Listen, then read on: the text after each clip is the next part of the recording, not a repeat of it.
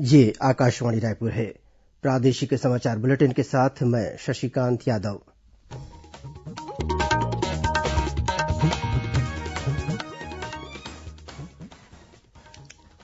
और अब पेश है आज के मुख्य समाचार।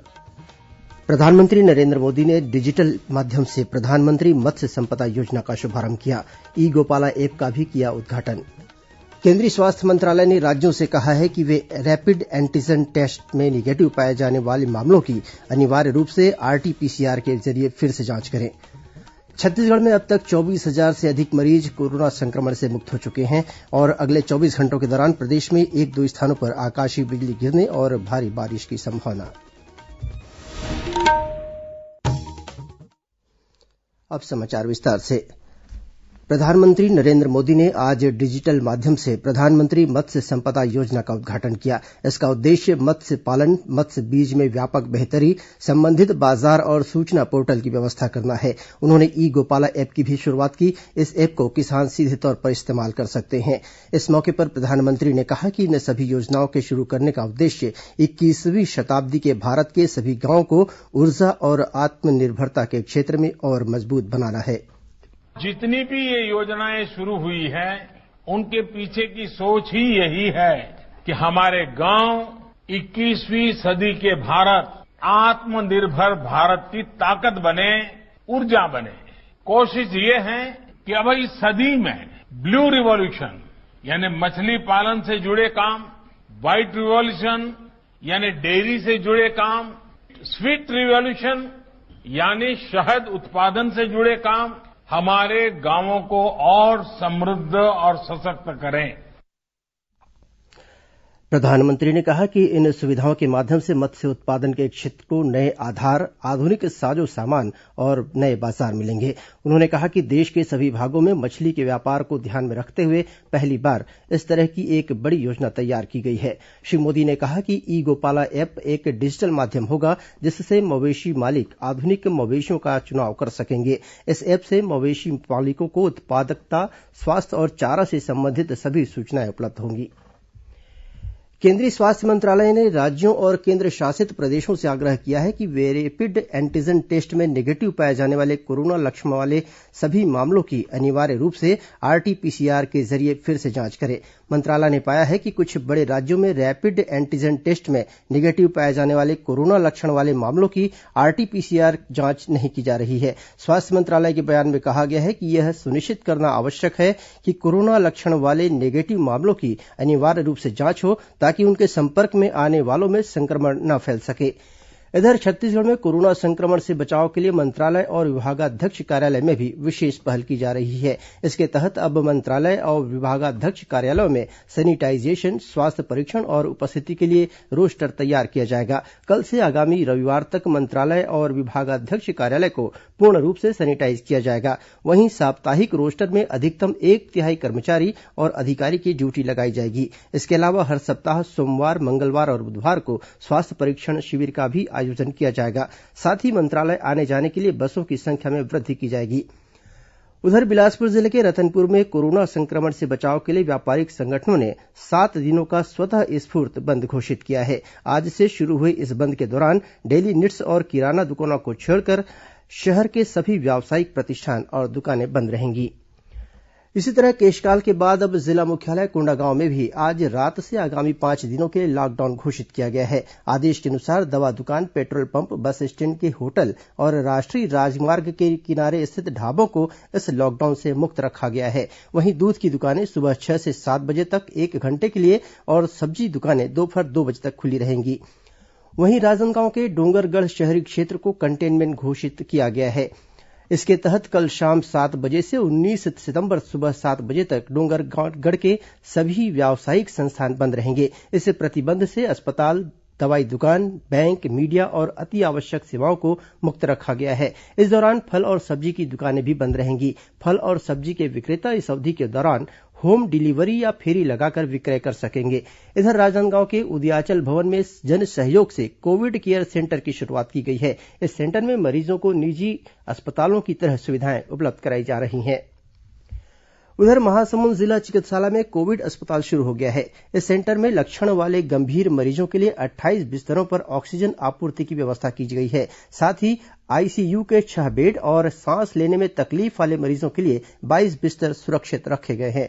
इस बीच प्रदेश में कोरोना संक्रमण के बढ़ते मामलों के मद्देनजर केंद्रीय टीम का छत्तीसगढ़ में दौरा आज भी जारी रहा। राष्ट्रीय रोग नियंत्रण केंद्र एनसीडीसी की 3 सदस्यीय टीम ने आज बिलासपुर जिले का दौरा कर स्वास्थ्य व्यवस्थाओं का जायजा लिया। इस टीम ने जिले के कोविड और सिम्स अस्पताल के अलावा होम क्वारेंटाइन और स्वास्थ्य विभाग के कोरोना संक्रमित मरीजों के उपचार की व्यवस्थाओं का अवलोकन किया। टीम के सदस्यों ने सिम्स प्रबंधन को एक अलग वार्ड खोलने का भी सुझाव दिया ताकि कोरोना मरीजों का उपचार किया जा सके। गौरतलब है कि इस टीम ने कल दुर्ग और राजनांदगांव जिले का दौरा किया था।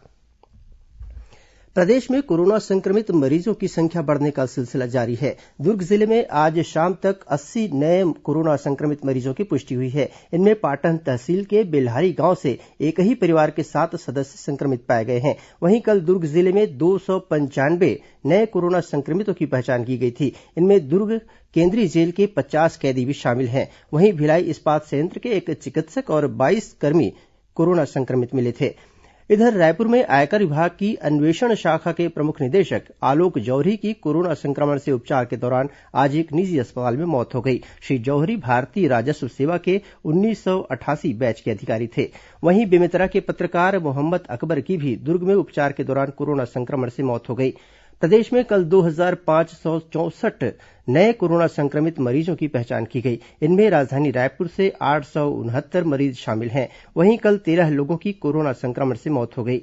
इस बीच Raipur collector doctor S Bharathidasan और जिला पंचायत के सीईओ डॉक्टर गौरव कुमार सिंह ने लालपुर में 100 बिस्तर वाले आइसोलेशन सेंटर का निरीक्षण कर इसे शीघ्र पूर्ण करने के निर्देश दिए। रायपुर कलेक्टर ने कॉन्ट्रैक्ट टेस्टिंग और अन्य कार्य में लापरवाही बरतने के मामले में 12 कर्मचारियों को कारण बताओ नोटिस भी जारी किया है। खबरों का सिलसिला जारी रहेगा। अभी वक्त है एक छोटे से विराम का।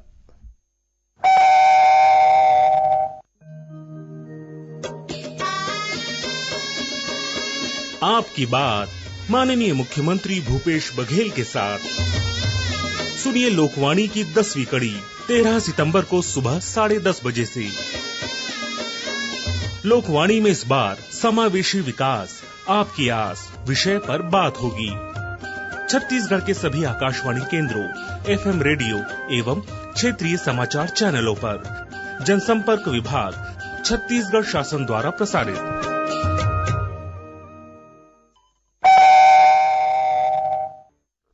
प्रादेशिक समाचार आप आकाशवाणी रायपुर से सुन रहे हैं। और अब आगे बढ़ते हैं बाकी के समाचारों की ओर। छत्तीसगढ़ में कोरोना संक्रमित मरीज तेजी से स्वस्थ हो रहे हैं। प्रदेश के विभिन्न कोविड अस्पतालों और आइसोलेशन सेंटर्स में बीते एक सप्ताह में 5,700 से अधिक मरीजों को स्वस्थ होने के बाद छुट्टी दी गई। इस दौरान कल 9 सितंबर को सबसे अधिक 1146 मरीजों को छुट्टी दी गई। वहीं होम आइसोलेशन में रहकर उपचार ले रहे 476 मरीजों ने भी अपनी होम आइसोलेशन की अवधि पूरी कर ली है। प्रदेश में अब तक 24,000 से अधिक मरीज कोरोना संक्रमण से मुक्त हो चुके हैं। वहीं राज्य में कोरोना वायरस से मृत्यु की दर वर्तमान में 0.90% है। इस बीच राज्य सरकार कोरोना संक्रमण पर नियंत्रण के लिए लगातार जांच और उपचार की सुविधा बढ़ा रही है। इसके तहत सभी जिलों में सैंपल लेने की सुविधा का विस्तार किया गया है। मुख्यमंत्री भूपेश बघेल ने गौठानों में गोबर से वर्मी कम्पोस्ट तैयार करने के लिए मनरेगा से वर्मी टांका निर्माण के कार्यों को प्राथमिकता के आधार पर स्वीकृति प्रदान करने के निर्देश दिए हैं। उन्होंने गौठान समितियों से वर्मी टांका निर्माण के लिए जितनी मांगें आती है उन्हें जल्द स्वीकृति प्रदान करने को कहा। मुख्यमंत्री ने आज अपने निवास कार्यालय में वीडियो कॉन्फ्रेंसिंग के माध्यम से छत्तीसगढ़ ग्रामीण रोजगार गारंटी परिषद की आयोजित बैठक में कहा कि सभी धान खरीदी केन्द्रों में चबूतरों के निर्माण और चबूतरों पर शेड निर्माण के कार्यों को प्राथमिकता देते हुए शीघ्रता से पूर्ण किया जाए। कर्मचारी भविष्य निधि संगठन ने वर्ष 2019-20 के दौरान 8.5% ब्याज देने का फैसला किया है। संगठन के ट्रस्टियों के केंद्रीय बोर्ड की बैठक में यह फैसला किया गया। कोरोना महामारी से उत्पन्न परिस्थितियों को देखते हुए बोर्ड ने ब्याज दर को 8.5% पर ही रखा है। बोर्ड ने कर्मचारियों की जमा से जुड़ी बीमा योजना वर्ष 1976 में संशोधन को भी स्वीकृति प्रदान की। इससे वर्तमान अधिकतम 6 लाख रुपए के बीमा लाभ को बढ़ाकर 7 लाख कर दिया जाएगा। कर्मचारियों की सेवा के दौरान मृत्यु होने पर इसका लाभ उनके परिजनों को होगा। रेल मंत्रालय ने शनिवार 12 सितंबर से कुछ मार्गों पर निर्धारित समय सारणी के अनुरूप 40 जोड़ी रेलगाड़ियां चलाने का फैसला किया है। इन रेलगाड़ियों की बुकिंग आज से शुरू हो गई है। ये रेलगाड़ियां पूरी तरह आरक्षित होंगी। कोरोना संक्रमण के मद्देनजर यात्रियों के बीच सुरक्षित दूरी बनाए रखने और अन्य सभी एहतियात उपाय किए जाएंगे। यात्रियों से अनुरोध किया गया है कि वे आरक्षण काउंटर पर भीड़ भाड़ से बचने के लिए ऑनलाइन टिकट बुकिंग का लाभ उठाएं। स्कूल शिक्षा विभाग के प्रमुख सचिव डॉक्टर आलोक शुक्ला ने जशपुर जिले में पढ़ई तुंहर दुआर सहित अन्य शैक्षिक मॉडलों के क्रियान्वयन का जायजा लिया। इस दौरान उन्होंने कहा कि ऑनलाइन कक्षाओं के संचालन, नवाचार और बच्चों के बौद्धिक क्षमता को बढ़ाने के प्रयास में जशपुर जिले ने उत्कृष्ट कार्य किया है। साथ ही अन्य जिलों के लिए आदर्श भी प्रस्तुत किया है। डॉक्टर शुक्ला ने इस दौरान अंग्रेजी माध्यम स्कूल का भी निरीक्षण किया। साथ ही संकल्प शिक्षण संस्थान का भी अवलोकन किया। दुर्ग स्थित हेमचंद यादव विश्वविद्यालय की अंतिम वर्ष की परीक्षाएं 14 सितंबर से शुरू होंगी। ये परीक्षाएं 29 सितंबर तक चलेंगी। विश्वविद्यालय की कुलपति डॉक्टर अरुणा पल्टा ने बताया कि ऑनलाइन परीक्षा की समय सारणी जल्द ही घोषित की जाएगी।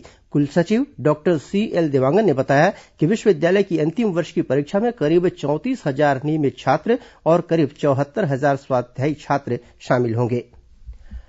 दुर्ग कलेक्टर डॉक्टर सर्वेश्वर नरेन्द्र भूरे ने जिले के 12 उत्कृष्ट शिक्षकों का सम्मान किया। इनमें राष्ट्रीय शिक्षक पुरस्कार प्राप्त करने वाली शिक्षिका सहित मुख्यमंत्री शिक्षा गौरव अलंकरण योजना के तहत ज्ञानदीप पुरस्कार प्राप्त करने वाले और शिक्षादूत पुरस्कार प्राप्त करने वाले शिक्षक शामिल हैं। समारोह के दौरान कलेक्टर ने शिक्षकों को प्रशस्ति पत्र और स्मृति चिन्ह प्रदान कर सम्मानित किया। प्रधानमंत्री नरेन्द्र मोदी के जन्मदिन के अवसर पर भारतीय जनता पार्टी की रायपुर इकाई आगामी 14 से 20 सितंबर तक सेवा सप्ताह मनाएगी। संगठन ही सेवा के तहत विभिन्न प्रकार के सेवा कार्यों को लेकर कार्यकर्ता लोगों के बीच जाएंगे। इसके लिए जिले के सभी 16 मंडलों में सेवा सप्ताह कार्यक्रम के लिए प्रभारी नियुक्त किए गए हैं। इसके अलावा जन जागरण के कार्य भी संपन्न होंगे। इस सभी कार्यक्रम कोरोना संक्रमण के दिशा निर्देशों को ध्यान में रखकर संपन्न कराए जाएंगे। राजनांदगांव जिले के अंबागढ़ चौकी में बीते महीने हुई लूट की वारदात को अंजाम देने के मामले में पुलिस ने 6 आरोपियों को गिरफ्तार किया है। इनमें 3 आरोपी उत्तरप्रदेश के हापुड़ जिले के, वहीं अन्य 3 डोंगरगांव निवासी बताए जाते हैं। गौरतलब है कि बीते 24 अगस्त को सराफा कारोबारी पर अज्ञात आरोपी हमला कर दोपहिया में बंधे बैग, मोटरसाइकिल, मोबाइल और अन्य सामान लूटकर भाग निकले थे। कारोबारी के बैग में 12 किलो चांदी और 109 ग्राम सोने के गहने थे। और अब पेश है मौसम का हाल। अगले 24 घंटों के दौरान प्रदेश के अनेक स्थानों पर हल्की से मध्यम बारिश होने अथवा गरज चमक के साथ बौछारें पड़ने की संभावना है। मौसम विभाग के अनुसार एक चक्रीय चक्रवाती घेरा पश्चिम बंगाल की खाड़ी के ऊपर स्थित है, जिसके प्रभाव से प्रदेश में 1-2 स्थानों पर गरज चमक के साथ आकाशीय बिजली गिरने और भारी बारिश की संभावना है। अब कुछ अन्य खबरें संक्षिप्त में। मुख्यमंत्री भूपेश बघेल से कल उनके निवास कार्यालय में राष्ट्रीय खनिज विकास निगम एनएमडीसी के सीएमडी सुमित देव ने मुलाकात की। इस अवसर पर श्री देव ने मुख्यमंत्री राहत कोष के लिए 10 करोड़ रूपये की राशि का चेक भी सौंपा। राज्य के स्कूल शिक्षा विभाग ने राष्ट्रीय शिक्षा नीति 2020 के संबंध में सर्वसम्मतियों से सुझाव आमंत्रित किए हैं। इच्छुक व्यक्ति राज्य शैक्षिक अनुसंधान और प्रशिक्षण परिषद की वेबसाइट पर ईमेल प्रेषित कर सकते हैं। कवर्धा के भारतीय किसान संघ ने गन्ना भुगतान की राशि शीघ्र दिलाने सहित 9 सूत्री मांगों को लेकर आज प्रदर्शन किया।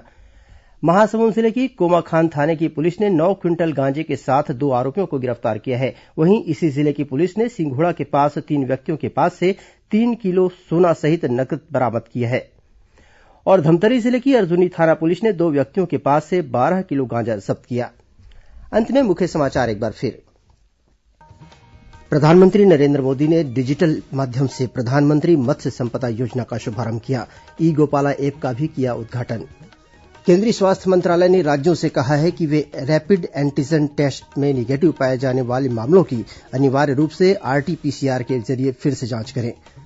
छत्तीसगढ़ में अब तक 24,000 से अधिक मरीज कोरोना संक्रमण से मुक्त हो चुके हैं और अगले 24 घंटों के दौरान प्रदेश में 1-2 स्थानों पर आकाशीय बिजली गिरने और भारी बारिश की संभावना।